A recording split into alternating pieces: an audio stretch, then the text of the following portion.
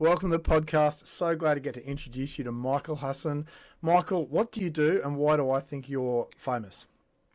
Well, I'm an allied health manager in Sydney. We provide services in the home to older people and young disabilities. We're mainly in the support at home space, formerly home care package, but our NDIS clients are growing. And I've met you through your chat rooms and met a lot of people through the chat rooms, and basically I'm now at the point where I'm off the tools and thinking, what do I do now? So I'm leaning into all of this kind of networking, meeting people, moving the needle on the business any way I can.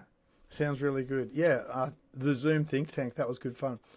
What's your opinion on some of the things in NDIS that could be different that aren't? What would you like to see NDIS world become in the next few years, Michael?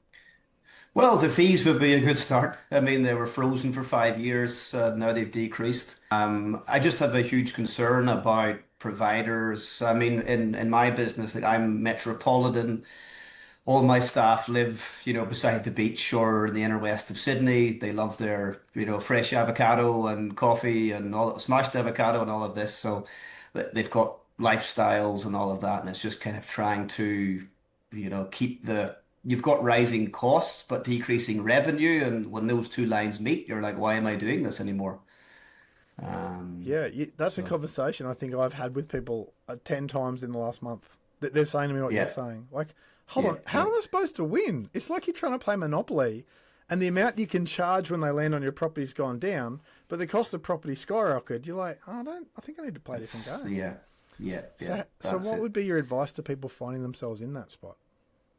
Well, I guess like I'm not I don't think there's a clear answer here what to do. Like I guess in terms of business models, you got to be lean and mean. You got to kind of strip out all the fat. And I mean, in terms of my business is mainly physiotherapy, so I don't have a commercial lease. I'm not leasing a building, and thank God I'm not, because if I was, I mean, that's a huge cost. So we do get to put that kind of revenue into staff through podcasts or not podcasts, through subscriptions and vaccinations, parking permits, all things like that. So my advice would be really to try and kind of get your business to a more lean model that's sustainable in the climate that we're going into. Yeah, and that's easier said than done because every staff member thinks that every need is actually like so important. It's like, hold on, I don't think coffee's a need. That's a want. You know, Yeah, yeah. how do you handle the fact that staff are always going to ask for more than they've got, and you want to retain your staff, but we can't afford to say yes to everything. Like, what would be your advice around that? Yeah, look, every staff member is different. So I guess they all have to feel valued, they all have to feel needed and like they're contributing. They also have to feel like they're growing. And it's kind of hard, it can be hard to feel like you're growing when it's like Groundhog Day for you each week. You've got the same caseload and you're seeing the same clients. So it's CPD, courses, quarterly staff catch-ups, awards. I'm going to give out like a Employee of the Year now in 2025. I'm not going to give it away. But we're giving that out now in December. Just little thank you, constantly saying thank you. Little ways to show appreciation.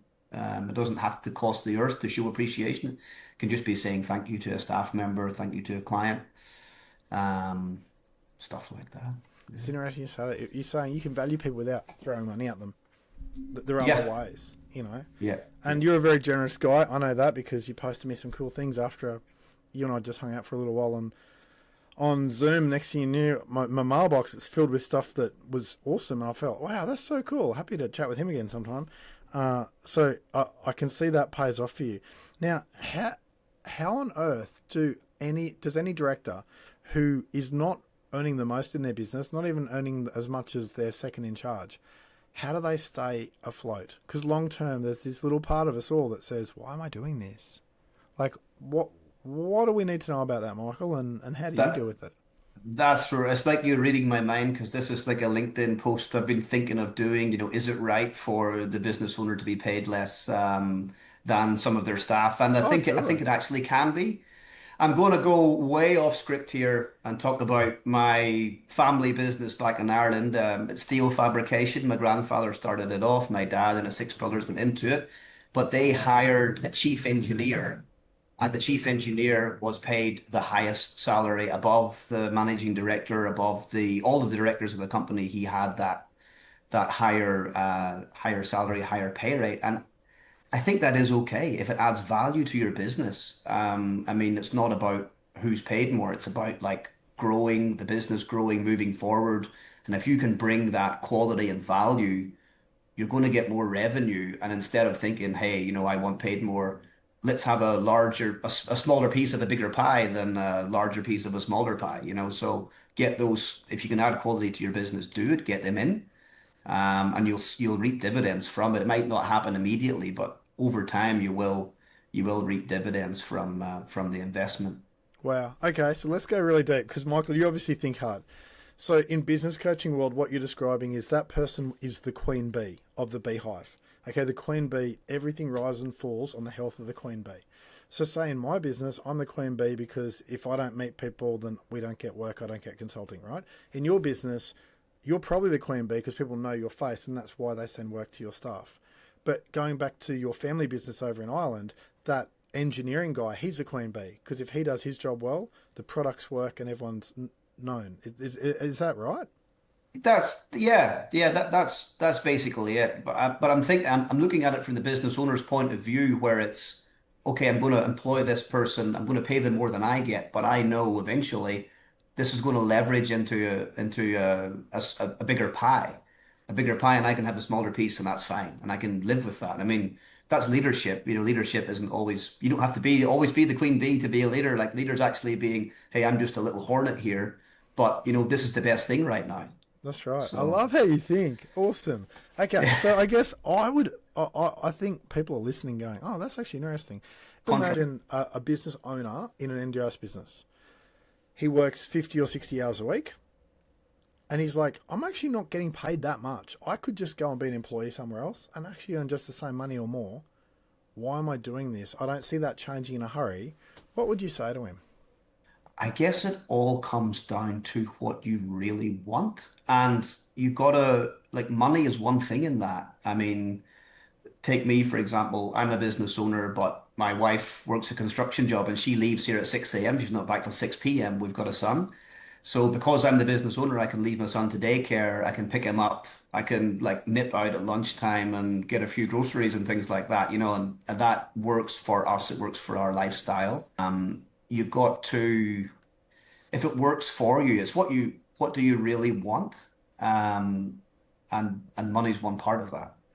So yeah, if it works at the minute, it works for me. It works in my life. Me, the wife and 4-year-old.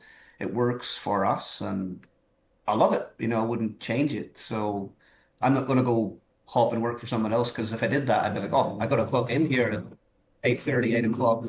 I got to clock out at 5. But instead of I run my own business, I'm available 24/7, but I'm not. It's not like 8 to 4, 8 to 5.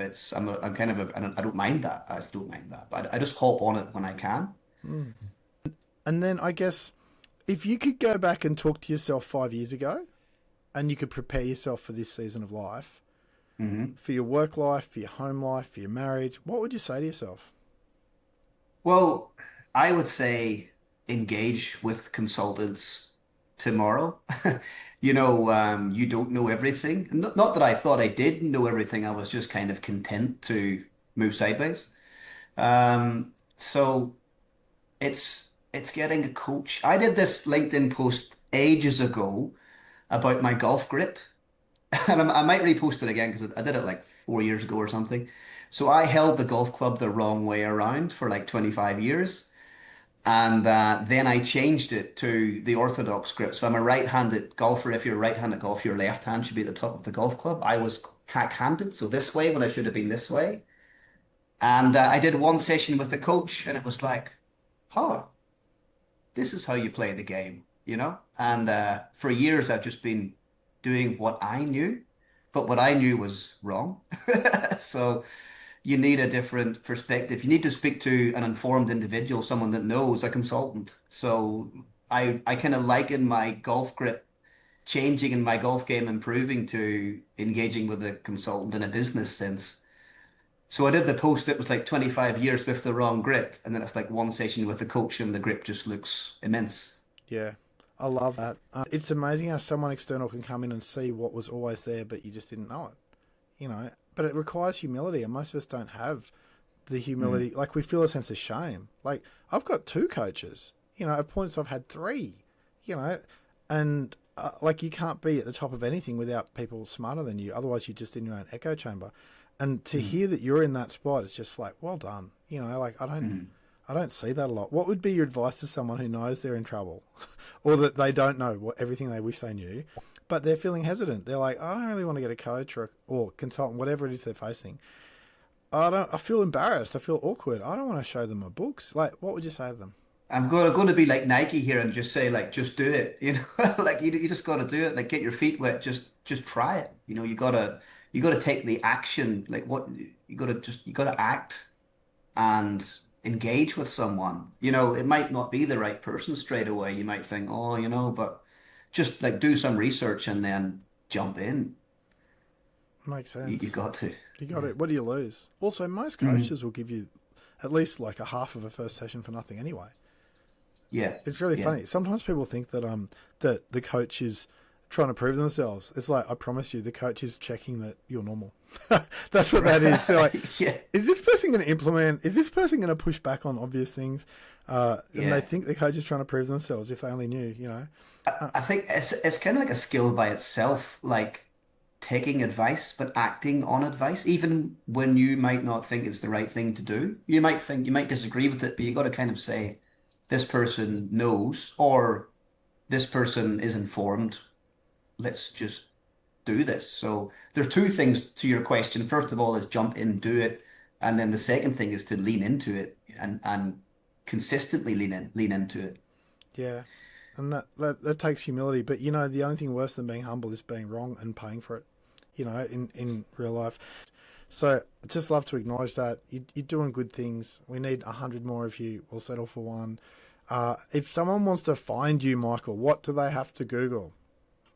Just Google, Instagram, LinkedIn, whatever, just Complete Health Group, and I'll come up. It doesn't matter what medium you put it into, that you can reach me that way. Complete It's Health not Group. complete healthcare.